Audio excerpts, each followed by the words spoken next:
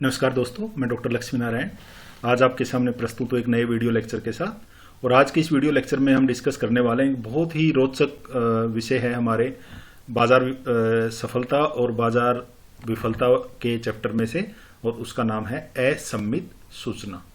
Chapter को शुरू करने से पहले हम असम्मित या एसिमेट्रिक का मीनिंग समझते हैं।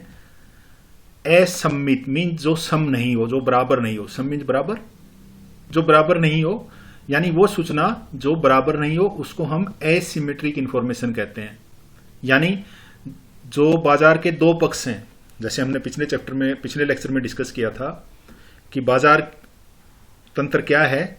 बाजार सफलता की हम जब बात कर रहे हैं तो हमने कहा था बाजार तंत्र वो है जब मांग और पूर्ति की शक्तियां आपस में अंतरक्रिया करके कीमतों का निर्धारण करती हैं, और कीमतों के हिसाब से ही जो अर्थव्यवस्था की समस्याएं हैं या अर्थव्यवस्था का जो संचालन होता है, अगर वो सही से काम करेंगी तो बाजार सफल होगा, और अगर वो सही से काम नहीं करेंगी तो बाजार असफल होता है।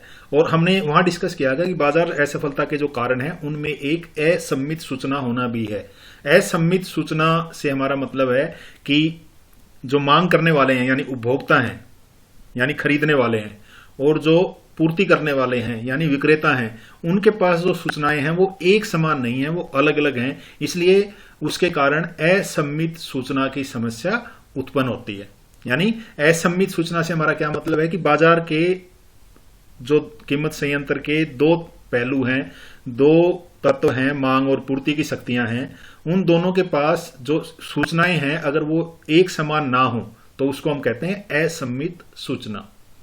अब इस असम्मित सूचना से हमें अपूर्ण सूचना को कंफ्यूज नहीं करना चाहिए। अपूर्ण सूचना कुछ अलग होती है, हालांकि वो भी बाजार विफलता का कारण है, लेकिन अपूर्ण सूचना का मतलब है कि उसके बारे में पूरी सूचनाएं उपलब्ध नहीं है, दोनों को ही नहीं है, क्रेता और विक्रेताओं को, यानी सब उनके पास जो सूचना है वो एक समान है। लेकिन तो वो अपूर्ण सूचना भी असम्मित सूचना हो सकती है। तो असम्मित सूचना क्या है? जब बाजार में क्रेताओं और विक्रेताओं के पास अलग अलग सूचनाएं हो तो उसको हम असम्मित सूचना कहते हैं। जैसे हमारा शरीर है, हम सिमेट्रिक कहते हैं ना, सिमेट्रिक।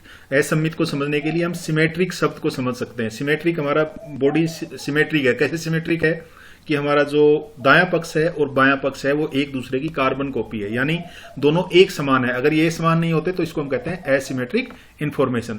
चलिए शुरू करते हैं आज का हमारा ये लेक्चर, जिसमें हम असम्मित सूचना के बारे में डिस्कस करेंगे। असम्मित सूचना को डिस्कस करने से पहले हम अगर बाकी बाजारों की विशेषताएं देखें, हमने कहा था ना पूर्ण प्रतियोगिता होती है जिसमें उत्पादन और उत्पादक या साधनों के मालिक, वहां हमने एक मान्यता की थी कि वो विवेकशील हैं क्योंकि उन्हें बाजार अवस्थाओं के पूर्ण ज्ञान होता है, उन्हें बाजार की कार्यकरण की, उसकी क्रियाविधि की सूचना होती है। लेकिन तीन अर्थशास्त्री थे, जोसेफ स्टिग्लिट्ज, माइकल स्पेंस और जॉर्ज एकरलोफ, जिनको 2001 में नोबेल पुरस्कार दिया गया था। उन्होंने कहा था कि वास्तव में बाजार में पूर्ण ज्ञान जैसी कोई चीज होती ही नहीं है। उनके अनुसार बाजार की सूचनाएं ज्यादातर वास्तविक संसार में या तो अपूर्ण होती हैं, या दोषयुक्त होती हैं, या असम्मित होती हैं। तो वहां से जो सूचना का अर्थशास्त्र जो है, इकोनॉमिक्स ऑफ इंफॉर्मेशन जो है वो शुरुआत हुई। तो इस इकोनॉमिक्स ऑफ इंफॉर्मेशन के आधार पर असम्मित सूचना का काम आगे बढ़ा। तो इस क्षेत्र में सबसे पहला जो 1961 में लेख लिखा था प्रोफेसर स्टिग्लिट्ज ने, उन्होंने कहा इकोनॉमिक्स ऑफ इंफॉर्मेशन में उन्होंने खोज का अर्थशास्त्र बनाया था उसके आधार पर। और इस वीडियो में हम केवल असम्मित सूचना को समझने की कोशिश करेंगे। तीन प्रकार की सूचनाएं बताई थी: अपूर्ण, दोषमुक्त। वास्तविक संसार में जो ज्ञान है वो अपूर्ण हो सकता है, दोषमुक्त हो सकता है, या असम्मित हो सकता है। तो इस वीडियो लेक्चर में हम केवल असम्मित सूचना सिद्धांत को समझने का प्रयास करेंगे। हमारे सिलेबस में भी यही है, तो इसी को हम डिस्कस करेंगे। चलिए अब समझते हैं असम्मित सूचना क्या है। जैसा कि मैंने अभी थोड़ी देर पहले बताया था, असम्मित सूचना एक ऐसी स्थिति है जब एक पक्ष, वो कोई भी हो सकता है, क्रेता भी हो सकता है, विक्रेता भी हो सकता है, के पास उस वस्तु की प्रकृति, गुण या कोई दूसरी विशेषताओं के बारे में दूसरे पक्ष से अधिक सूचनाएं होती हैं तो उसको हम कहते हैं असम्मित सूचना है, वो स्थिति है। और इसके फलस्वरूप क्या होता है, जो सौदा होता है क्रेताओं और विक्रेताओं के बीच, उसका परिणाम प्रभावित होता है, क्योंकि एक व्यक्ति के पास ज्यादा सूचना है और दूसरे व्यक्ति के पास कम सूचना है। ठीक है, तो असम्मित जानकारी का फिर नुकसान क्या होता है, वो हमें अवसरवाद की ओर ले जाती है, हमें ओपोर्चुनिटिस्ट बनाती है, यानी हमें अवसरवादी बनाती है। हमें मौका मिला क्योंकि हमारे पास सूचनाएं ज्यादा हैं, हम उसका फायदा उठाने की कोशिश करते हैं, जिसके कारण क्या होता है, जिसके पास ज्यादा सूचनाएं हैं वो कम सूचना वाले व्यक्ति, कम जानकारी वाले व्यक्ति से लाभ कमाने की कोशिश करता है, उससे लाभान्वित होते हैं। अब सटीक आर्थिक निर्णयों के लिए, सही आर्थिक निर्णयों के लिए सही जानकारी का होना जरूरी है, और क्योंकि जानकारी सही नहीं है इसलिए सही आर्थिक निर्णय नहीं हो सकते, जिसके कारण बाजार जो है वो असंतुलन होता है और इसके कारण बाजार विफलता हो सकती है। अब हम कुछ उदाहरण समझते हैं बाजार में असम्मित जानकारी के उदाहरण। दोनों तरीके से हम उदाहरण देते हैं। पहला हम सोच सकते हैं जब विक्रेताओं के पास क्रेताओं से अधिक सूचना होती है। पहली स्थिति वो हो सकती है जब विक्रेताओं के पास सूचना ज्यादा है और क्रेताओं के पास सूचना कम है। वो कब होती है, एग्जाम्पल देखते हैं कुछ। पुरानी कार का मालिक, जो पुरानी कार का मालिक है, जो अपनी कार बेच रहा है, उसके पास जो कार खरीद रहा है उससे ज्यादा सूचना है। जैसे कि उसे पता है कि उसकी कार हीटअप होती है, गर्म हो जाती है, या अभी थोड़े दिन पहले एक्सीडेंट हुआ था, या इसका इंजन खुला था। यानी जो पुरानी कार का मालिक है वो अपनी कार के बारे में ज्यादा जानता है और जो खरीदने वाला है वो कम जानता है। तो दोनों की जब वो सौदा होगा पुरानी कार का, तो पुरानी कार का मालिक, क्योंकि उस कार की कमियां खरीदने वाले को नहीं पता है, उसका फायदा उठाने की कोशिश करता है। तो ये असम्मित सूचना का एक उदाहरण हो गया कि पुरानी कार का जो मालिक है उसके पास खरीदार से सूचनाएं ज्यादा होती हैं। अब जो शेयर दलाल हैं, जो अपने शेयर्स बेचते हैं, जब वो निवेशकों को बेचते हैं तो एक पार्टिकुलर शेयर की जो जानकारी है वो शेयर दलालों को ज्यादा होती है। उन्हें ज्यादा पता है कि इसकी पी क्या है, प्राइस अर्निंग रेशियो क्या है, और इसके स्ट्रेंथ क्या है इस शेयर की, इसकी वीकनेस क्या है, इसके प्रोस्पेक्ट्स क्या है फ्यूचर के। वो शेयर दलालों को ज्यादा पता है, जो शेयर बेचते हैं उनको ज्यादा पता है, खरीदने वाले को कम पता है। इसी तरीके से जब हम पुरानी प्रॉपर्टी बेचते हैं तो जो उस पुरानी प्रॉपर्टी का मालिक है उसको उस पुरानी प्रॉपर्टी के बारे में ज्यादा पता होता है, खरीदने वाले को जानकारी कम होती है। इसी तरीके से मरीज की तुलना में डॉक्टर को चिकित्सा सेवाओं के बारे में ज्यादा पता है, या इवन जो बीमारी है वो मरीज से ज्यादा डॉक्टर को पता होती है। तो ये कुछ उदाहरण मैंने दिए, 4 उदाहरण दिए जब विक्रेताओं के पास क्रेताओं से अधिक सूचना है, बेचने वालों के पास ज्यादा है, खरीदने वालों के पास कम है। इससे उल्टा भी हो सकता है, जब क्रेताओं के पास विक्रेताओं से अधिक सूचना होती है, जैसे कि कोई इंश्योरेंस कंपनी है, वो इंश्योरेंस देती है, किसी को हेल्थ इंश्योरेंस देती है, जीवन बीमा देती है, तो जिस बंदे को जीवन बीमा दिया जा रहा है उसके पास इंफॉर्मेशन ज्यादा है अपनी सेहत के बारे में, उसे पता है कि उसकी कौन सी बीमारी है, ठीक है। और जो जीवन बीमा देने वाली कंपनी है उसको उस व्यक्ति के बारे में कम पता है। तो यहां क्या हो गया, उल्टा हो गया कि बाजार में विक्रेताओं के पास जो सूचना है वो कम है और क्रेताओं के पास सूचना जो है वो ज्यादा है। तो ये है बाजार में असम्मित जानकारी के कुछ उदाहरण। असम्मित जानकारी क्या है, जब दोनों में से एक पक्ष के पास सूचनाएं ज्यादा हों। वो विक्रेताओं का पक्ष भी हो सकता है और वो क्रेताओं का पक्ष भी हो सकता है। अब इस असम्मित सूचना के कारण होगा क्या, असम्मित सूचना के कारण बाजार विफल होगा, और उस बाजार विफल के फलस्वरूप फर्में या तो बहुत अधिक उत्पादन कर सकती हैं या बहुत कम उत्पादन हो सकता है। दोनों स्थितियां हो सकती हैं। जितना आर्थिक रूप से कुशलतम जो उत्पादन है या तो उससे बहुत कम हो सकता है या उससे बहुत ज्यादा हो सकता है। एक ये कारण हो सकता है जब सूचनाएं दोनों एक समान ना हो। इसके फलस्वरूप क्या हो सकता है, जो दुर्लभ साधन है उनका आवंटन जो है वो अकुशल हो सकता है, वो कुशल आवंटन नहीं होगा क्योंकि सूचनाएं दोनों के पास एक समान नहीं है। इसी तरीके से वस्तु की कीमत जो निर्धारित होगी वो या तो बहुत कम हो सकती है या बहुत ज्यादा हो सकती है। और कई बार असम्मित सूचना के कारण बाजार लुप्त भी हो सकता है, वो बाजार का एग्जिस्टेंस है वही खत्म हो सकता है। तो ये सारी चीजें हैं जो असम्मित सूचना के कारण बाजार को विफल बनाती हैं और उनके ये परिणाम हो सकते हैं। अब आगे हम डिस्कस करने के लिए देखते हैं कि जो असम्मित सूचना है वो कौन कौन सी समस्याओं को उत्पन्न करती है, और इन समस्याओं का आज हम थोड़ी देर डिस्कस करने वाले हैं। पहला है प्रतिकूल चुनाव, दूसरा है नैतिक संकट या जिसको हम नैतिक जोखिम भी कहते हैं या नैतिक भय भी कह देते हैं, तीनों नामों से इसको हम जानते हैं, और तीसरा है प्रिंसिपल एजेंट समस्या।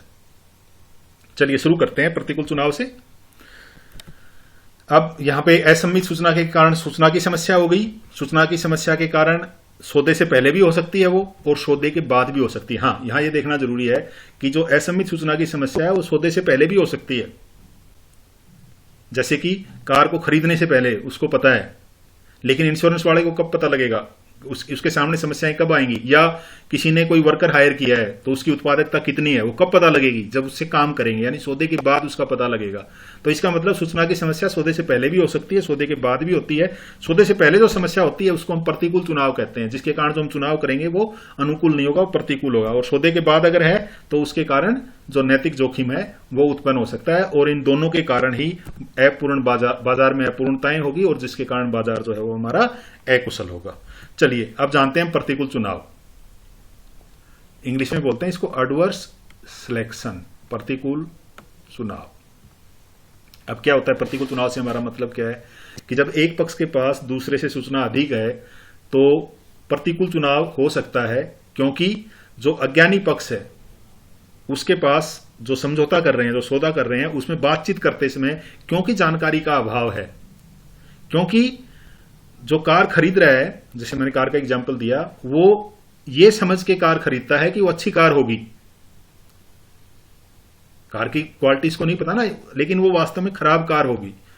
जो बेचने वाला है वो खराब कार लेके बेच रहा है, लेकिन जो लेने वाला है उसको अच्छी कार समझ रहा है। तो इसका मतलब जो वो कार खरीदेगा खरीदने वाला, उसका चुनाव सही नहीं होगा। इसी को हम प्रतिकूल चुनाव की समस्या कहते हैं।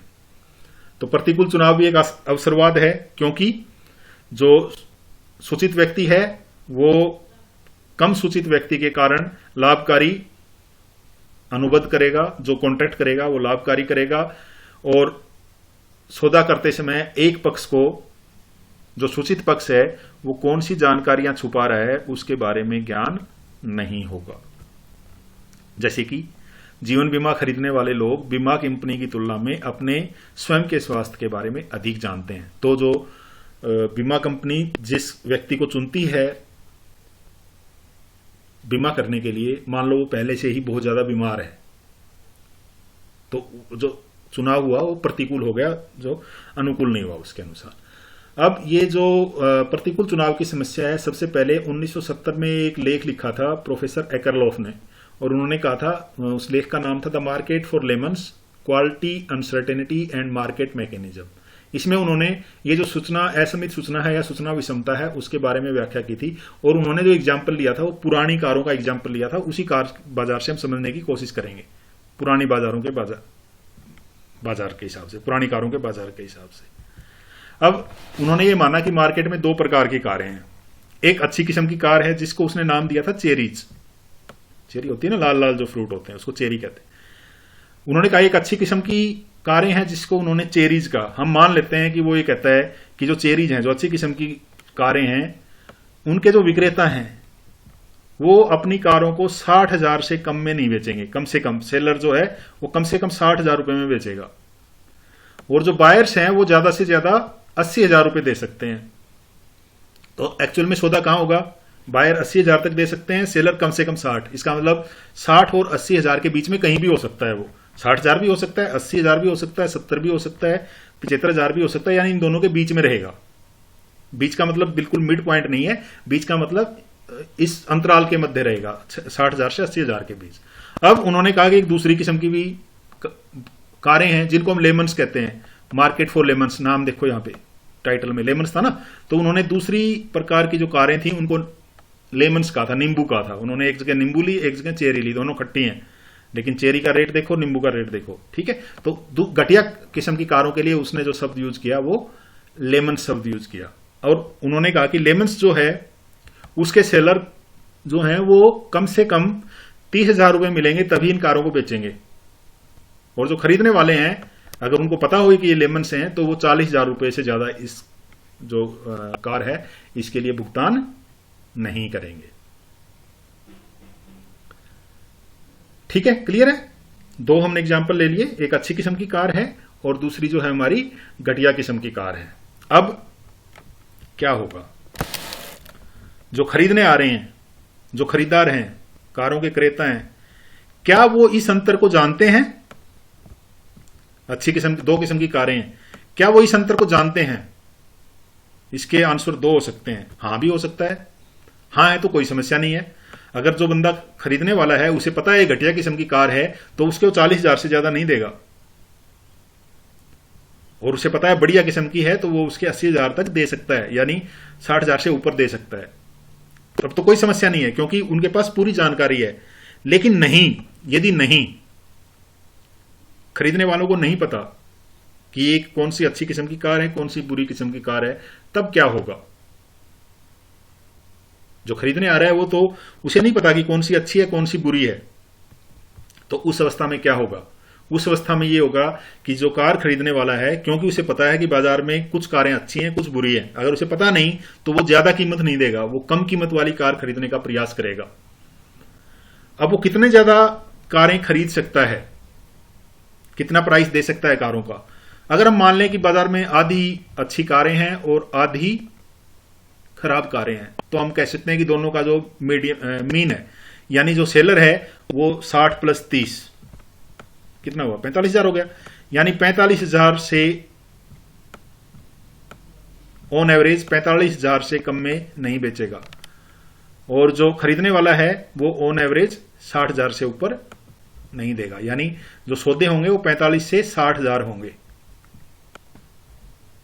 ठीक है, अगर 60,000 मिलते हैं तब तो वो सौदा हो सकता है, ये बेच सकता है। लेकिन अगर 60,000 से कम है तो वो सौदा नहीं होगा। इसका मतलब कि बाजार में जो अच्छी कारें हैं, अच्छी किस्म की कारें हैं, वो कम आएंगी क्योंकि उनके खरीदार नहीं है। जो खरीदार है वो इस मान्यता पे काम करता है कि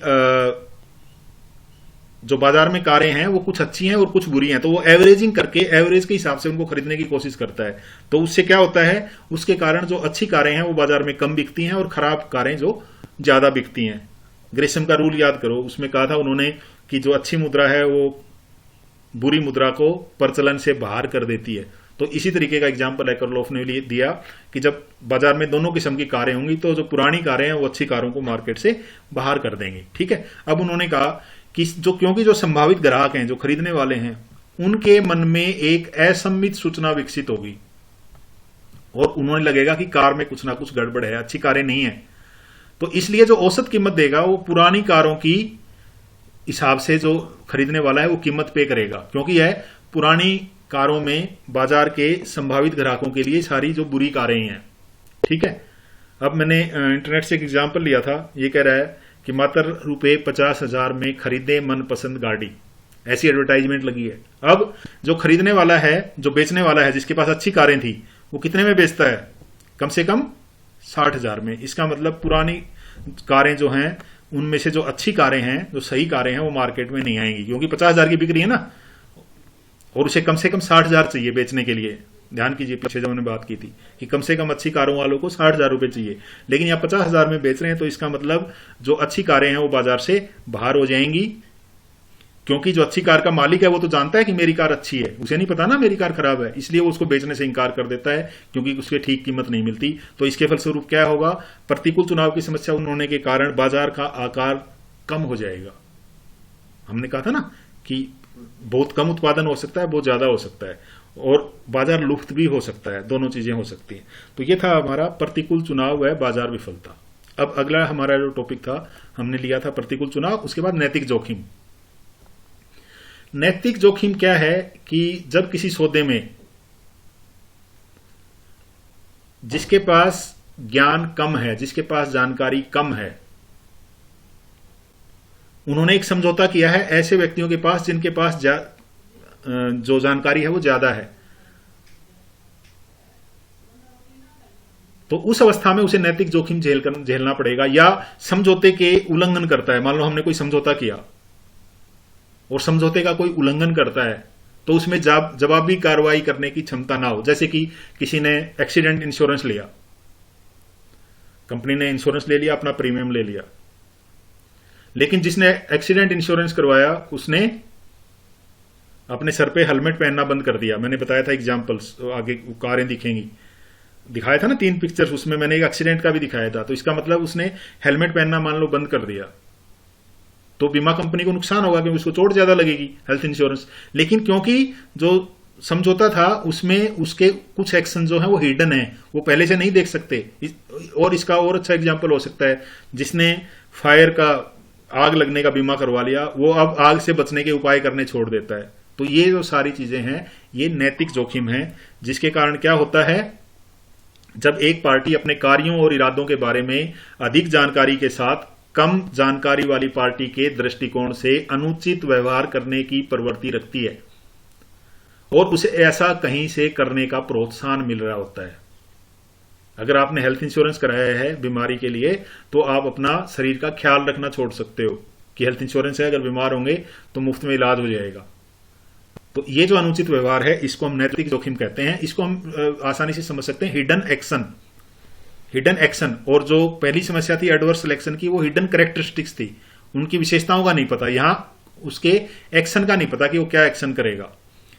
तो इस प्रकार के नैतिक संकट, इस प्रकार का जो नैतिक संकट है वो एक अवसरवादिता है, जिसमें किसी अधिक जानकारी वाले व्यक्ति द्वारा कम सूचित व्यक्ति से लाभ उठाने के लिए गैर जिम्मेदारी वाला व्यवहार किया जाता है। तो इसी को हम नैतिक जोखिम कहते हैं। अब नैतिक जोखिम के कारण कुछ उदाहरण समझ लें।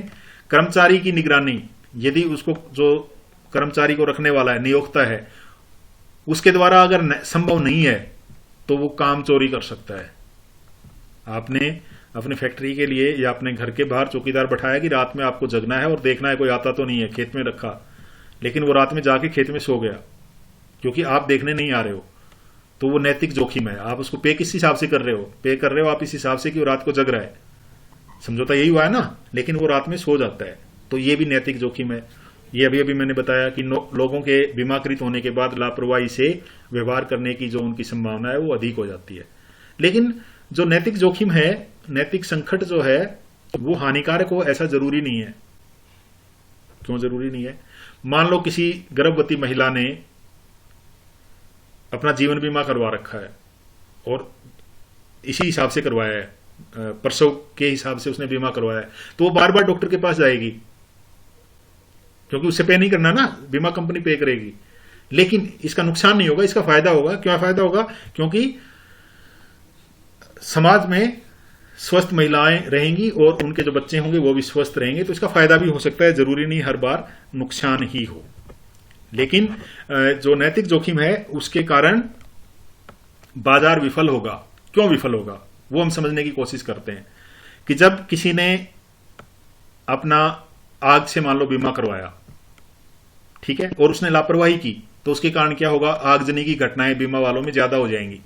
जब वो घटनाएं ज्यादा होंगी तो बीमा कंपनी का कॉस्ट जो है वो बढ़ जाएगा क्योंकि उसे ज्यादा पे करना पड़ेगा ना। तो फिर वो क्या करेगी? जो उसका प्रीमियम होता है, जो बीमा करने की राशि होती है वो बढ़ा देगी, यानी बीमा करने की जो कॉस्ट है वो बढ़ जाएगी। अगर बीमा करने की कॉस्ट बढ़ जाएगी तो उसका बीमा जो है वो कम बिकेगा, लोग कम खरीदेंगे क्योंकि अब महंगा हो गया है। हेल्थ इंश्योरेंस के बारे में भी समझा जा सकता है कि मान लो कोई कंपनी हेल्थ इंश्योरेंस कर रही है और लोग अपने स्वास्थ्य का ध्यान नहीं रखते। मान लो 4,000 रुपए महीने के हिसाब या साल के हिसाब से एक व्यक्ति का बीमा कर रही है, ठीक है, बहुत सारे व्यक्तियों का बीमा करती है कंपनी अपनी जेब से, अपने जो आमदनी कैसे करती है, अपने प्रीमियम के रूप में करती है, तो सबको प्रीमियम देती है। कुछ लोग बीमार होते हैं उनका इलाज कराती है। लेकिन अगर ज्यादा व्यक्ति बीमार होने लग गए तो वो जो लोग बीमा ले रहे हैं जिनका प्रीमियम 4,000 रुपए था उसको बढ़ा के उसको 6,000 करना पड़ेगा। तो जब 6,000 हो जाएगा तो 4,000 में जितना लोग बीमा खरीदते थे अब कम खरीदेंगे, तो इसका नुकसान हुआ ना कि बीमा की जो बिक्री है वो कम होगी, लोग कम बीमा करवाएंगे। तो नैतिक जोखिम के कारण भी बाजार जो है वो विफल होता है क्योंकि उसकी जो बिक्री है वो घट जाती है, जो सही होनी चाहिए समाज के हिसाब से उससे कम होती है। तो ये नैतिक जोखिम की समस्या है। अगला है हमारा प्रिंसिपल एजेंट की समस्या। प्रिंसिपल और एजेंट की समस्या बेसिकली जो हमने पहले डिस्कस की थी उसी का एक हिस्सा हो सकती है।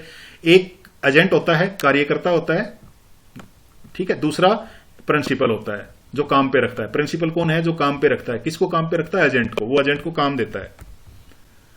अब एजेंट जानता है कि जो प्रिंसिपल ने काम दिया है उसके लिए उसे कितना प्रयास करना है। अब उसे नहीं पता, जिसको उसने काम पे रखा है किसी व्यक्ति को, वो कितना काम करेगा उसे खुद पता है, या उसमें कितना कैलिबर है वो उस व्यक्ति को पता है, बाकी जो काम पे रख रहा है उसको नहीं पता। इसका मतलब जब अनुबंध लिखा जा रहा है, जब उसको 1 साल के लिए नौकरी पे लगाया जा रहा है, उस समय जो प्रिंसिपल है यानी जो काम देने वाला है उसके पास जानकारियां कम है उस व्यक्ति की उत्पादकता के बारे में, उस व्यक्ति की योग्यता के बारे में, और जो काम मांग रहा है उसके पास ज्यादा है।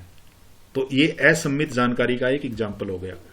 अब इसके कारण क्या होगा जो प्रिंसिपल है उसका लाभ प्रभावित होगा। दोनों तरीके से प्रभावित हो सकता है, प्रतिकूल चुनाव के माध्यम से भी और नैतिक संकट के माध्यम से भी। प्रतिकूल चुनाव कब होगा?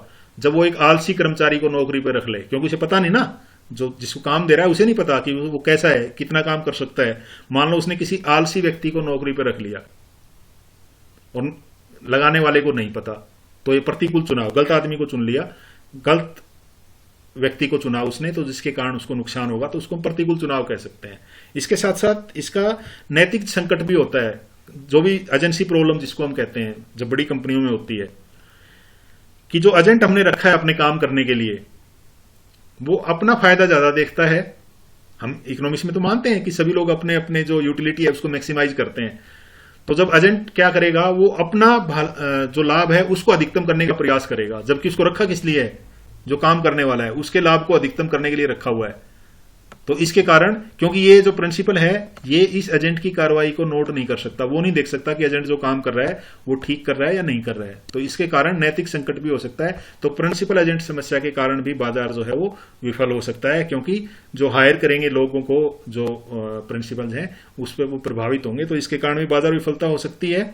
तो ये 3 एग्जाम्पल्स के द्वारा, या जो बाजार असमित सूचना के कारण जो बाजार में जिस हिसाब के उसके प्रभाव पड़ेंगे, वो 3 तरीके से हमने डिस्कस किया। एक नैतिक जोखिम, प्रतिकूल चुनाव और प्रिंसिपल एजेंट की समस्या।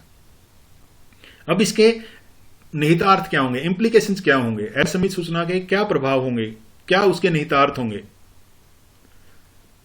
खरीदने वाला खरीदने से पहले उत्पाद की गुणवत्ता की जांच नहीं कर सकता। अब जो नीची गुणवत्ता वाले उत्पादन हैं, वो ऊंची गुणवत्ता वाले उत्पादनों को बाजार से बाहर कर देते हैं। यानी बाजार में जो अच्छी चीजें हैं, अगर उसकी खराब चीजें आ जाएंगी तो खराब चीजें अच्छी चीजों को मार्केट से बाहर भेज देंगी। जैसे कि कारों में हमने समझा कि अगर बुरी कारें आ गई, कम गुणवत्ता वाली कारें आ गई, लेमन्स आ गई, तो वो चेरीज को बाहर कर देंगे। यानी नींबू जब आगे बिकने के लिए, तो बाजार से चेरीज जो है वो खत्म हो जाएंगी। अब कम गुणवत्ता वालों के सामान जो है वो ज्यादा बिकेगा। अगर लोगों को कीमत के बारे में सही जानकारी ना हो तो एकाधिकारी शक्तियां उपज सकती हैं, यानी बाजार की शक्ति जो है वो बढ़ती है, और एकाधिकारी शक्ति जो है वो बाजार के लिए अच्छी नहीं होती, क्योंकि एकाधिकार के साथ जो कुशलताएं हमने पढ़ी थी बाजार सफलता में, उत्पादन कुशलता और आवंटन कुशलता, वो दोनों ही एकाधिकारी बाजार में संभव नहीं है। तो इसके कारण भी इसके इंप्लीकेशन हो सकते हैं, और इसके कारण श्रम बाजार में भी समस्याएं उत्पन्न हो सकती हैं, जैसा कि हमने एग्जाम्पल से देखा था। तो इसी के साथ हमारा आज का ये वीडियो लेक्चर समाप्त होता है।